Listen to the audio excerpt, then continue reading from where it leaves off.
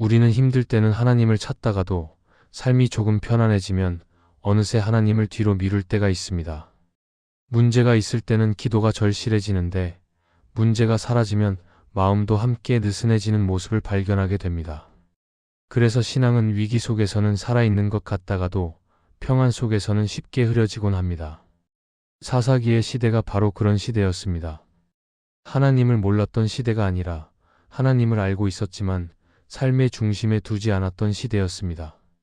필요할 때는 하나님을 찾았지만 평안해지면 다시 자기 방식으로 돌아갔고 구원을 경험하고도 삶의 방향은 바뀌지 않았습니다.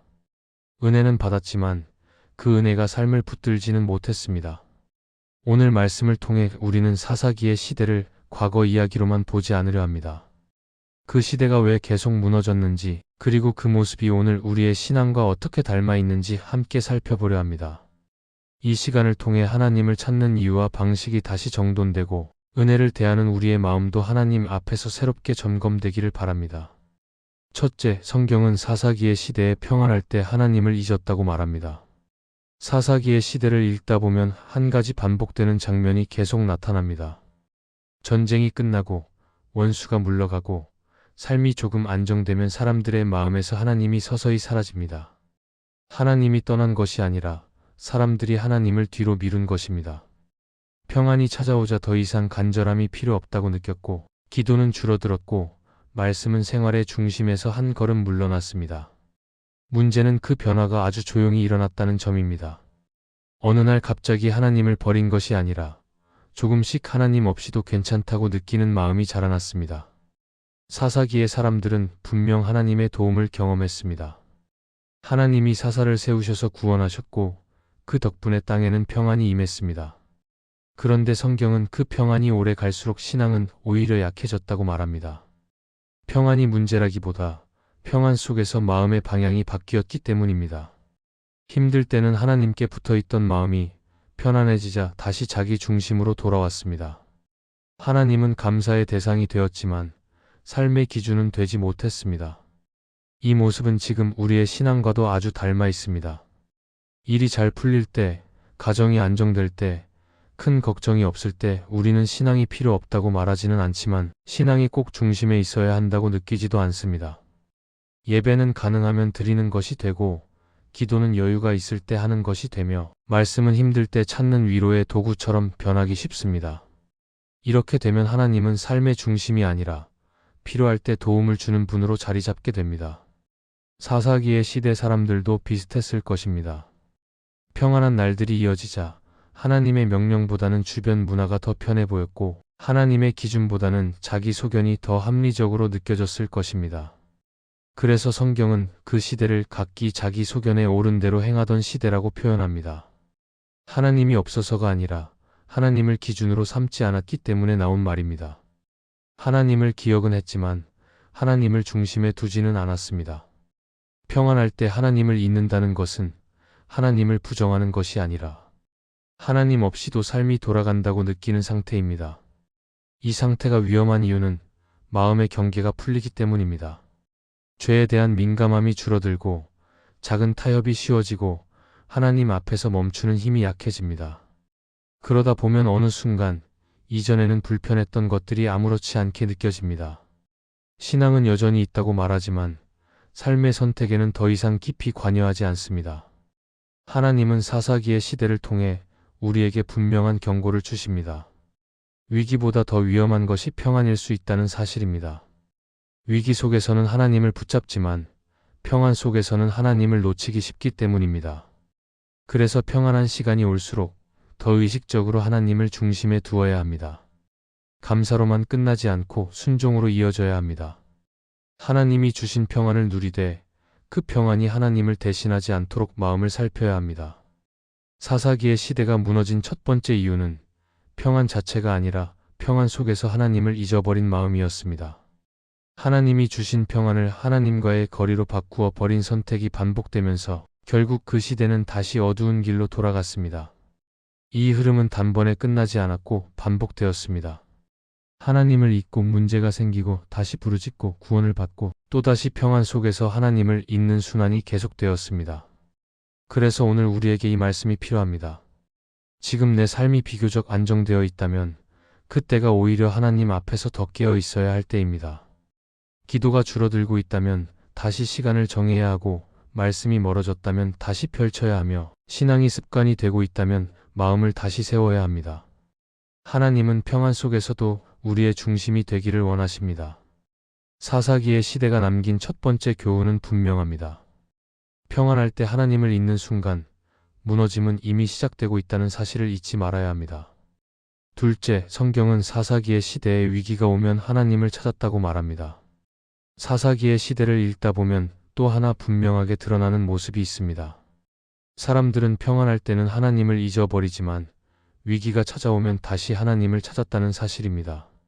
적들이 침략하고 삶이 흔들리고 더 이상 버틸 수 없다고 느껴질 때가 되어서야 하나님께 부르짖었습니다. 하나님을 몰랐기 때문에가 아니라 평소에는 굳이 찾지 않아도 된다고 생각했기 때문입니다. 그래서 하나님은 일상의 중심이 아니라 위기 속에서만 등장하는 분처럼 여겨졌습니다. 사사기의 사람들은 위기를 만나면 진심으로 괴로워했습니다. 고통이 컸고 현실이 너무 힘들었기 때문에 하나님께 도움을 구했습니다. 그 부르짖음은 형식적인 말이 아니라 살려달라는 절박한 외침이었을 가능성이 큽니다. 그래서 하나님은 그들의 부르짖음을 외면하지 않으셨고 사사를 세워 구원하셨습니다. 하나님은 여전히 자비로우셨고 여전히 긍휼하셨습니다. 그런데 문제는 그 다음이었습니다.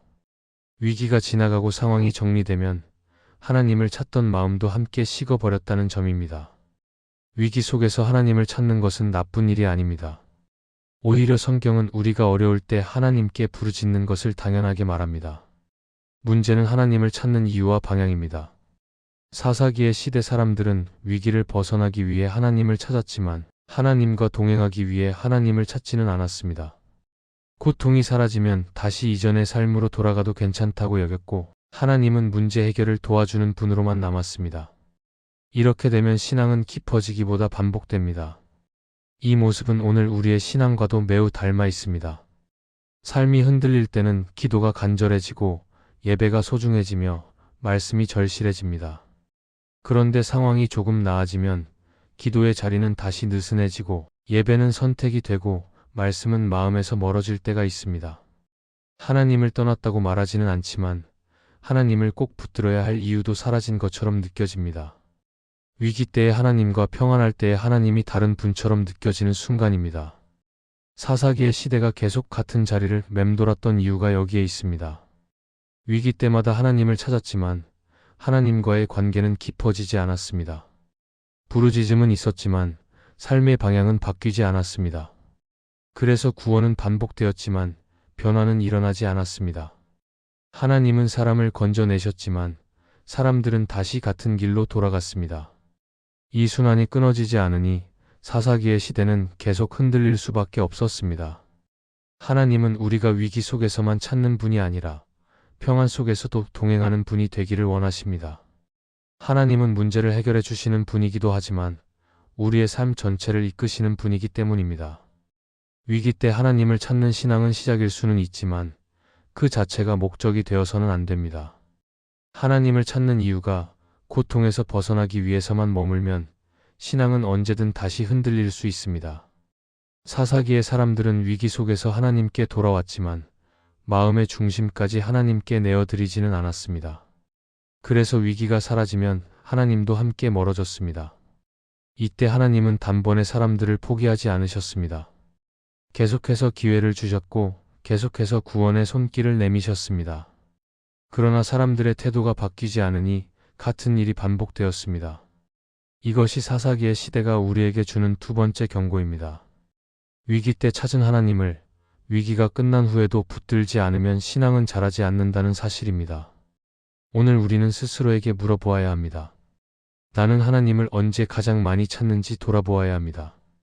힘들 때만 찾고 있는지 아니면 평안할 때도 하나님과 대화하고 있는지 점검해야 합니다. 기도가 문제 해결로만 끝나고 있지는 않은지 아니면 하나님과의 관계로 이어지고 있는지 살펴보아야 합니다. 하나님은 우리가 필요할 때만 찾는 분이 아니라 매일 함께 걷는 분이 되기를 원하십니다. 사사기의 시대가 무너진 두 번째 이유는 하나님을 찾지 않아서가 아니라 위기에서만 찾았기 때문입니다. 하나님은 위기를 지나가는 도구가 아니라 삶을 살아가는 중심이 되어야 합니다. 위기 속에서 시작된 기도가 평안 속에서도 계속될 때, 그때 비로소 신앙은 반복이 아니라 성장으로 이어지게 될 것입니다. 셋째, 성경은 사사기의 시대에 구원이 와도 삶은 바뀌지 않았다고 말합니다. 사사기의 시대를 읽다 보면 마음이 무거워지는 장면이 반복해서 나옵니다. 하나님은 분명히 사람들의 부르짖음을 들으셨고 사사를 세우셔서 실제로 구원하셨습니다. 전쟁은 멈췄고 억압하던 세력은 물러갔고 땅에는 다시 평안이 찾아왔습니다. 그런데 성경은 그 다음 이야기를 짧게 덧붙입니다. 그 평안이 끝나면 사람들은 다시 이전의 길로 돌아갔다고 말합니다.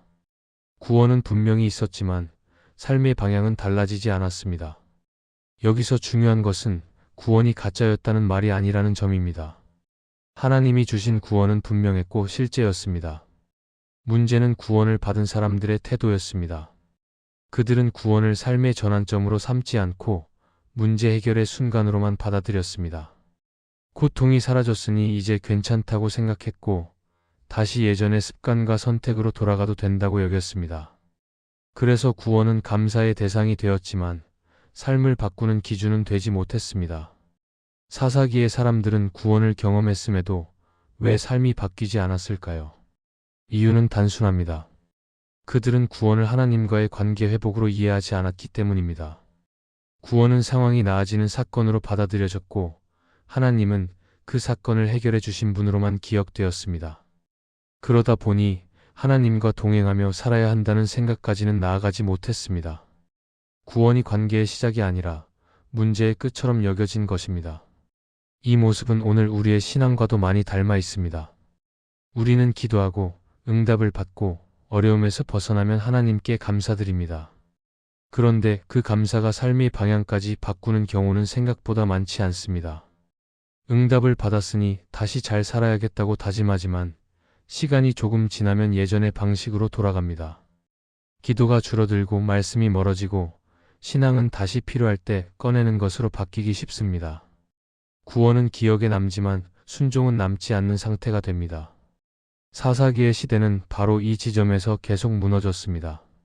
하나님은 사람들을 여러 번 건져내셨지만 사람들은 하나님께 삶을 맡기지 않았습니다. 그래서 구원은 반복되었고 무너짐도 반복되었습니다. 하나님은 같은 일을 계속하시는데 사람들의 마음은 같은 자리에 머물렀습니다. 이것이 사사기의 순환입니다. 죄를 짓고 고통을 당하고 부르짖고 구원을 받고 다시 죄로 돌아가는 흐름이 끊어지지 않았습니다. 하나님은 구원을 주실 때 단지 상황만 바꾸려 하지 않으십니다. 하나님은 우리의 마음과 삶의 방향이 함께 바뀌기를 원하십니다. 구원은 출발선이지 종착지가 아닙니다. 그런데 사사기의 사람들은 출발선에 서고도 다시 뒤로 돌아갔습니다. 하나님과 함께 새로운 길을 걷기보다 익숙한 길이 편했기 때문입니다. 변화에는 불편함이 따르고 순종에는 결단이 필요하기 때문입니다. 그래서 성경은 구원이 와도 삶이 바뀌지 않는 신앙의 위험을 보여줍니다.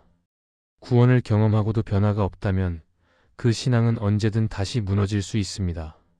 하나님의 은혜를 받았지만 그 은혜가 나를 붙들지 않으면 은혜는 기억으로만 남게 됩니다. 기억으로 남은 은혜는 감동은 줄 수 있어도 삶을 지키는 힘은 되지 못합니다. 오늘 우리는 이 부분에서 자신을 점검해야 합니다. 하나님이 나를 도우셨던 순간들이 떠오른다면 그 순간 이후 내 삶이 어떻게 달라졌는지 돌아보아야 합니다. 말씀이 선택에 영향을 주고 있는지, 기도가 삶의 리듬이 되었는지, 죄를 대하는 태도가 달라졌는지 살펴보아야 합니다. 변화가 크지 않더라도 방향은 분명해야 합니다. 구원은 완벽한 사람을 만드는 사건이 아니라 방향이 바뀐 사람을 만드는 시작이기 때문입니다. 사사기의 시대가 우리에게 주는 세 번째 교훈은 분명합니다. 구원이 와도 삶이 바뀌지 않으면 같은 자리를 계속 맴돌 수 있다는 사실입니다. 하나님은 우리를 그 자리에 머물게 두지 않으십니다. 하나님은 구원을 통해 우리를 불러내시고 그 다음 길을 함께 걷기를 원하십니다. 오늘 우리가 구원을 받은 사람이라면 그 구원이 삶으로 이어지고 있는지 다시 한번 조용히 점검해 보아야 합니다. 넷째, 성경은 사사기의 시대에 하나님의 은혜를 값싸게 여겼다고 말합니다. 사사기의 시대를 관통하는 가장 깊은 문제는 사람들이 하나님의 은혜를 가볍게 여기게 되었다는 점입니다. 하나님은 계속해서 구원의 손길을 내미셨고 사람들은 그 은혜를 반복해서 경험했습니다. 그런데 그 반복이 감사로 이어지기보다 당연함으로 굳어졌습니다. 은혜가 놀라움이 아니라 예상 가능한 일이 되었고 하나님의 구원은 특별한 사건이 아니라 언제든 다시 받을 수 있는 안전장치처럼 여겨졌습니다. 이 지점에서 사사기의 시대는 가장 깊이 무너지기 시작합니다. 은혜가 값싸게 여겨진다는 것은 은혜가 필요 없다고 말하는 상태가 아닙니다. 오히려 은혜를 너무 쉽게 기대하는 상태에 가깝습니다. 힘들면 하나님이 도와주실 것이라 생각하고 무너지면 다시 회복시켜 주실 것이라 믿습니다. 그 믿음 자체는 틀리지 않습니다. 하나님은 실제로 자비로우시고 오래 참으시는 분이기 때문입니다. 문제는 그 은혜가 삶의 태도를 바꾸지 않을 때입니다. 은혜를 받았으니 이제는 다르게 살아야겠다는 마음보다 또 은혜 주시겠지라는 생각이 앞서게 될 때 은혜는 값싸게 소비되기 시작합니다. 사사기의 사람들도 그랬습니다. 그들은 죄를 짓고 고통을 당했지만 마음 깊은 곳에서는 다시 돌아오면 하나님이 구해 주실 것이라는 생각을 가지고 있었을 가능성이 큽니다. 그래서 회개는 절실했지만 오래가지 않았고 순종은 잠시였지만 오래 붙들지 않았습니다. 하나님의 은혜가 크다는 사실이 오히려 삶을 가볍게 만드는 근거처럼 사용된 것입니다. 은혜가 죄를 끊는 힘이 되기보다 죄를 반복해도 괜찮다는 핑계처럼 작동하게 된 순간입니다. 이 모습은 오늘 우리의 신앙과도 닮아 있습니다. 우리는 하나님의 은혜를 많이 들었고 많이 배웠고 많이 경험했습니다. 그래서 은혜라는 말에 놀라기보다 익숙해졌고 회개라는 말에도 긴장감이 줄어들었습니다. 하나님은 어차피 용서해 주실 것이라는 생각이 어느새 마음 한편에 자리 잡고 있을 수 있습니다. 그러다 보면 죄 앞에서 싸우기보다 죄를 정리할 기회를 미루게 됩니다. 은혜를 붙들기보다 은혜에 기대어 머무르게 됩니다. 팀 켈러는 그의 책 기도에서 이렇게 말합니다. 기도는 하나님을 설득해 은혜를 끌어오는 행위가 아니라 이미 주어진 은혜 앞에서 우리의 마음이 다시 낮아지는 자리라고 말합니다. 이 말은 사사기의 시대를 이해하는 데 중요한 기준을 줍니다. 사사기의 사람들은 은혜를 받았지만 그 은혜 앞에서 마음이 낮아지지는 않았습니다. 은혜는 받았지만 자신을 돌아보는 자리까지 나아가지는 않았습니다. 그래서 은혜는 쌓였지만 신앙은 깊어지지 않았습니다. 하나님이 주시는 은혜는 결코 가벼운 것이 아닙니다. 은혜는 우리의 삶을 다시 세우기 위한 하나님의 결단이며 우리의 방향을 바꾸기 위한 초대입니다. 그런데 그 은혜를 가볍게 여기면 삶은 바뀌지 않고 신앙은 제자리를 맴돌게 됩니다. 사사기의 시대가 계속 같은 실패를 반복한 이유가 여기에 있습니다. 은혜는 계속 주어졌지만 은혜를 대하는 태도는 달라지지 않았습니다. 하나님은 은혜를 통해 우리를 안심시키실 뿐 아니라 동시에 우리를 부르십니다. 이제는 다르게 살 수 있다고, 이제는 이전의 길로 돌아가지 않아도 된다고 말씀하십니다. 그런데 그 부르심을 듣지 않으면 은혜는 위로로만 남고 변화로 이어지지 않습니다. 은혜는 위로이기도 하지만 동시에 부르심이기 때문입니다. 그래서 우리는 사사기의 시대를 보며 이 질문을 해야 합니다. 나는 하나님의 은혜를 얼마나 무겁게 여기고 있는지 돌아보아야 합니다. 은혜가 나를 편하게만 만드는지 아니면 나를 다시 세우는 힘이 되고 있는지 점검해야 합니다. 은혜를 받을 때마다 삶의 방향을 다시 조정하고 있는지 아니면 은혜에 기대어 같은 선택을 반복하고 있는지 살펴보아야 합니다. 사사기의 시대가 무너진 네 번째 이유는 은혜가 부족해서가 아니라 은혜를 값싸게 여겼기 때문입니다. 하나님은 은혜를 아끼지 않으시는 분이지만 그 은혜가 헛되이 흘러가기를 원하시지는 않습니다. 하나님은 우리가 은혜 안에서 안주하는 사람이 아니라 은혜로 인해 다시 살아나는 사람이 되기를 원하십니다. 은혜를 가볍게 여길 때 시대는 무너지지만 은혜를 무겁게 붙들 때 삶은 다시 세워지게 됩니다. 이 말씀이 마음의 은혜가 되셨다면 좋아요와 구독으로 함께 해주세요. 그리고 댓글에 아멘이라고 남겨주시면 하나님의 은혜가 더 많은 사람들에게 전해질 것입니다. 여러분의 삶 위에 하나님의 은혜가 언제나 함께 하시기를 바랍니다.